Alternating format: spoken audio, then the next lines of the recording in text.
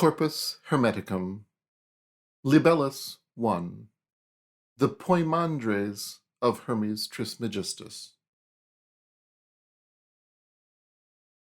Once on a time, when I had begun to think about the things that are, and my thoughts had soared high aloft, while my bodily senses had been put under restraint by sleep, yet not such sleep as that of men weighed down by fullness of food or by bodily weariness, methought there came to me a being of vast and boundless magnitude, who called me by my name and said to me, "What do you wish to hear and see, and to learn and come to know by thought?"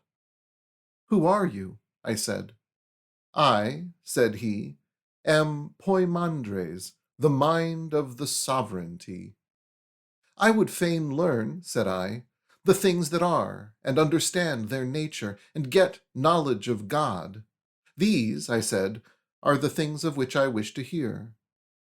He answered, "I know what you wish, for indeed I am with you everywhere. Keep in mind all that you desire to learn, and I will teach you."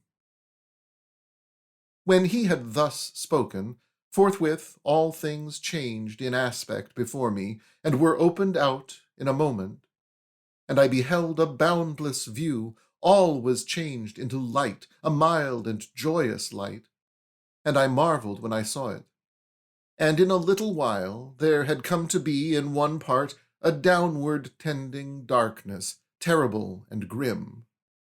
And thereafter I saw the darkness changing into a watery substance, which was unspeakably tossed about, and gave forth smoke as from fire, and I heard it making an indescribable sound of lamentation, for there was sent forth from it an inarticulate cry. But from the light there came forth a holy word, which took its stand upon the watery substance, and methought this word was the voice of the light. And Poimandres spoke for me to hear, and said to me, "Do you understand the meaning of what you have seen?" "Tell me its meaning," I said, "and I shall know." "That light," he said, "is I, even mind, the first God, who was before the watery substance which appeared out of the darkness, and the word which came forth from the light is Son of God." "How so?" said I. "Learn my meaning," said he, "by looking at what you yourself have in you, for in you, too, the Word is Son, and the mind is Father of the Word. They are not separate one from the other, for life is the union of word and mind." Said I, "For this I thank you." "Now fix your thought upon the light," he said, "and learn to know it." And when he had thus spoken, he gazed long upon me, eye to eye, so that I trembled at his aspect. And when I raised my head again, I saw in my mind that the light consisted of innumerable powers, and had come to be an ordered world, but a world without bounds. This I perceived in thought, seeing it by reason of the word which Poimandres had spoken to me. And when I was amazed, he spoke again, and said to me, "You have seen in your mind the archetypal form, which is prior to the beginning of things, and is limitless." Thus spoke Poimandres to me. "But tell me," said I, "whence did the elements of nature come into being?" He answered, "They issued from God's purpose, which beheld that beauteous world, and copied it. The watery substance, having received the word, was fashioned into an ordered world, the elements being separated out from it. And from the elements came forth the brood of living creatures. Fire, unmixed, leapt forth from the watery substance, and rose up aloft. The fire was light and keen and active, and therewith the air too, being light, followed the fire, and mounted up till it reached the fire, parting from earth and water, so that it seemed that the air was suspended from the fire. And the fire was encompassed by a mighty power, and was held fast, and stood firm. But earth and water remained in their own place, mingled together so as not to be, but they were kept in motion by reason of the breath-like word which moved upon the face of the water. And the first mind, that mind which is life and light, being bisexual, gave birth to another mind, a maker of things. And this second mind made out of fire and air 7 administrators, who encompass with their orbits the world perceived by sense, and their administration is called destiny. And forthwith the word of God leapt up from the downward tending elements of nature to the pure body which had been made, and was united with mind the maker, for the word was of one substance with that mind. And the downward tending elements of nature were left devoid of reason, so as to be mere matter. And mind, the maker, worked together with the word, and encompassing the orbits of the administrators, and whirling them round with a rushing movement, set circling the bodies he had made, and let them revolve, travelling from no fixed starting point to no determined goal, for their revolution begins where it ends. And nature, even as mind the maker willed, brought forth from the downward tending elements animals devoid of reason, for she no longer had with her the word. The air brought forth birds, and the water fishes. Earth and water had by this time been separated from one another, and the earth brought forth 4-footed creatures and creeping things, beasts wild and tame. But mind, the father of all, he who is life and light, gave birth to man, a being like to himself. And he took delight in man, as being his own offspring, for man was very goodly to look on, bearing the likeness of his father. With good reason, then, did God take delight in man, for it was God's own form that God took delight in. And God delivered over to man all things that had been made. And man took station in the Maker's sphere, and observed the things made by his brother, who was set over the region of fire. And having observed the Maker's creation in the region of fire, he willed to make things for his own part also, and his father gave permission. Having in himself all the working of the administrators, and the administrators took delight in him, and each of them gave him a share of his own nature. And having learnt to know the being of the administrators, and received a share of their nature, he willed to break through the bounding circle of their orbits, and he looked down through the structure of the heavens, having broken through the sphere, and showed to downward tending nature the beautiful form of God.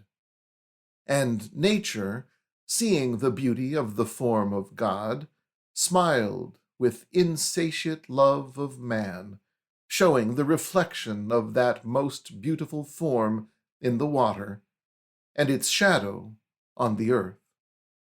And he, seeing this form, a form like to his own, in earth and water, loved it, and willed to dwell there. And the deed followed close on the design. And he took up his abode in matter devoid of reason, and nature, when she had got him with whom she was in love, wrapped him in her clasp, and they were mingled in one, for they were in love with one another. And that is why man, unlike all other living creatures upon earth, is twofold. He is mortal by reason of his body, he is immortal by reason of the man of eternal substance. He is immortal and has all things in his power, yet he suffers the lot of a mortal, being subject to destiny. He is exalted above the structure of the heavens, yet he is born a slave of destiny.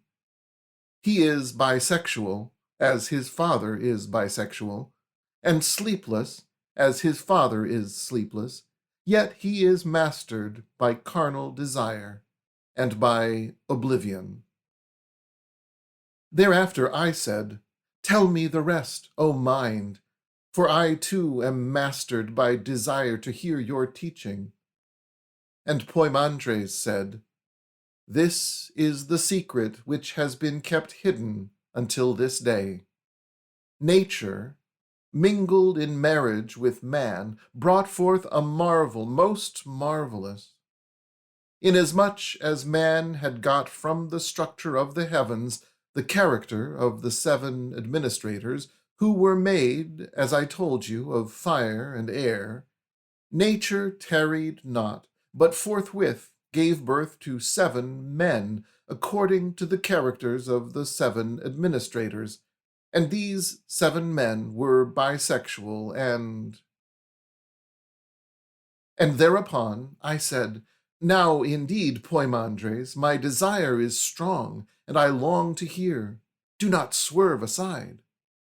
"Nay, be silent," said Poimandres. "I have not yet finished explaining this first thing." "See, I am silent," said I. "These 7 men, then," said he, "were generated in this wise. Nature brought forth their bodies. Earth was the female element, and water the male element. And from the ether they received their vital spirit. But their incorporeal part was made after the form of man, and the man in them changed from life and light into soul and mind, soul from life, and mind from light.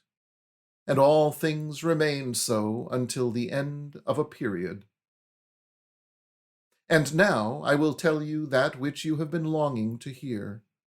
When the period was completed, the bond by which all things were held together was loosed by God's design. All living creatures, having till then been bisexual, were parted asunder, and man with the rest. And so there came to be males on the one part, and likewise females on the other part. And thereon God spoke thus in holy speech, "Increase and multiply abundantly, all ye that have been created and made. And let the man that has mind in him recognize that he is immortal, and that the cause of death is carnal desire. And he who has recognized himself enters into the good." And when God had thus spoken, his providence, by means of destiny and the structure of the heavens, brought about the unions of male and female, and set the births going. And all creatures multiplied after their kinds. And he who has recognized himself has entered into that good which is above all being. But he who, being led astray by carnal desire, has set his affection on the body, continues wandering in the darkness of the sense world, suffering the lot of death. "But what great sin," said I, "do those who are in ignorance commit, that they should be deprived of immortality?" "O man," said he, "it seems you have not heeded what you heard, Did I not bid you mark my words?" "I do so," said I, "and I keep in memory what you have told me, and moreover I am thankful for it." "If, then, you have marked my words," said he, "tell me why those who are in ignorance deserve death." I answered, "It is because the source from which the material body has issued is that grim darkness whence came the watery substance of which the body is composed. In the sensible world, from which is drawn the draught of death." "O man," said he, "you have understood aright. But why is it that he who has recognized himself enters into the good, as it was said in God's speech?" I answered, "It is because the Father of all consists of light and life, and from him man has sprung." "You are right," said he. "If, then, being made of life and light, you learn to know that you are made of them, you will go back into life and light." Thus spoke Poimandres. "But tell me this too," said I. "God said, 'Let the man who has mind in him recognize himself.' But have not all men mind?" "O man," said mind to me, "speak not so. I, even mind, come to those men who are holy and good and pure and merciful, and my coming is a succor to them, and forthwith they recognize all things, and win the Father's grace by loving worship, and give thanks to him, praising and hymning him with hearts uplifted to him in filial affection. And before they give up the body to the death which is proper to it, they loathe the bodily senses, knowing what manner of work the senses do. Nay, rather, I myself, even mind, will not suffer the workings of the body by which they are assailed to take effect. I will keep guard at the gates, and bar the entrance of the base and evil workings of the senses, cutting off all thoughts of them. But from men that are foolish and evil and wicked and envious and covetous and murderous and impious, I keep far aloof, and give place to the avenging demon. And he brings to bear on such a man the fierce heat of fire, and tortures him, tossing him about in the tumult of the senses. And he equips the man more fully for his lawless deeds, that so he may incur the greater punishment. And that man ceases not to struggle blindly. He gives way to boundless appetites, his desire being insatiable. And so, by his own doing, he makes the fire yet hotter for his torment. "Full well have you taught me all, O mind," said I, "even as I wished. But tell me furthermore of the ascent by which men mount. Tell me how I shall enter into life." Poimandres answered, "At the dissolution of your material body, you first yield up the body itself to be changed, and the visible form you bore is no longer seen. And you yield up to so that it no longer works in you. And the bodily senses go back to their own sources, becoming parts of the universe, and entering into fresh combinations to do other work.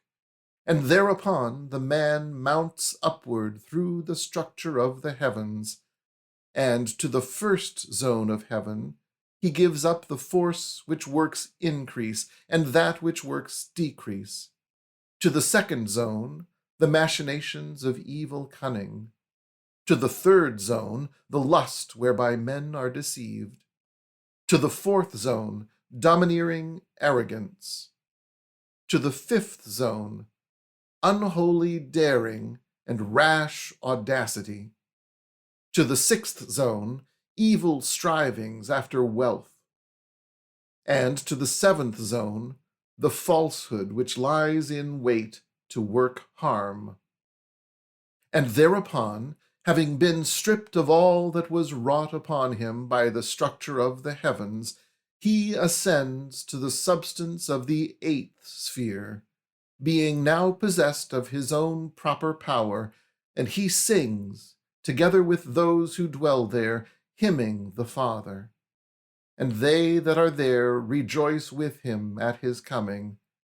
And being made like to those with whom he dwells, he hears the powers who are above the substance of the eighth sphere, singing praise to God with a voice that is theirs alone. And thereafter, each in his turn, they mount upward to the Father. They give themselves up to the powers, and becoming powers themselves, they enter into God. This is the good. This is the consummation for those who have got Gnosis. And now, why do you delay? Seeing that you have received all, why do you not make yourself a guide to those who are worthy of the boon, that so mankind may through you be saved by God? And when Poimandres had thus spoken to me, he mingled with the powers. And I inscribed in my memory the benefaction of Poimandres, and I was exceeding glad, for I was fed full with that for which I craved. My bodily sleep had come to be sober wakefulness of soul, and the closing of my eyes, true vision, and my silence, pregnant with good, and my barrenness of speech, a brood of...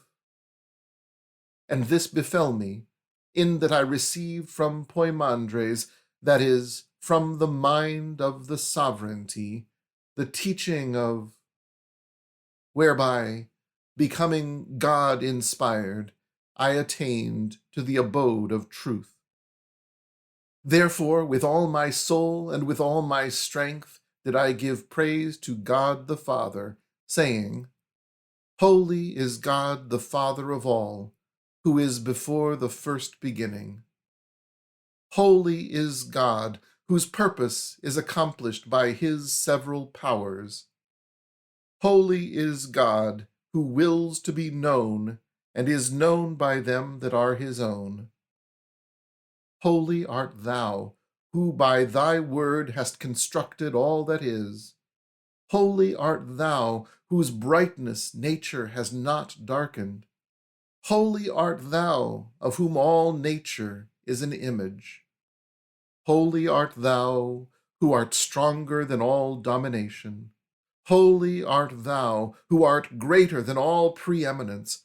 Holy art thou, who surpassest all praises. Accept pure offerings of speech from a soul and heart uplifted to thee, thou of whom no words can tell, no tongue can speak, whom silence only can declare. I pray that I may never fall away from that knowledge of thee which matches with our being. Grant thou this prayer. And put power into me, that so, having obtained this boon, I may enlighten those of my race who are in ignorance, my brothers and thy sons. Wherefore I believe and bear witness that I enter into life and light. Blessed art thou, Father. Thy man seeks to share thy holiness, even as thou hast given him all authority. And when I had given thanks and praise to the Father of all, I was sent forth by him, having had power given me, and having been taught the nature of all that is, and seen the supreme vision. and I began to preach to men the beauty of piety and of the knowledge of God, saying, Hearken, ye folk, men born of earth, who have given yourselves up to drunkenness and sleep in your ignorance of God, awake to soberness, cease to be sodden with strong drink, and lulled in sleep devoid of reason. And when they heard, they gathered round me with one accord. And I said, O men, why have you given yourselves up to death, when you have been granted power to partake of immortality? Repent, ye who have journeyed with error, and joined company with ignorance. Rid yourselves of darkness, and lay hold on the light. Partake of immortality, forsaking corruption. And some of them mocked at my words, and stood aloof, for they had given themselves up to the way of death. But others besought me that they might be taught, and cast themselves down at my feet. And I bade them stand up, and I made myself a guide to mankind, teaching them the doctrine, how and in what wise they might be saved. And I sowed in them the teachings of wisdom, and that which I sowed was watered with the water of immortal life. And when evening was come, and the light of the sun was beginning to go down, I bade them all with one accord give thanks to God. And when they had accomplished their thanksgiving, they betook them every man to his own bed.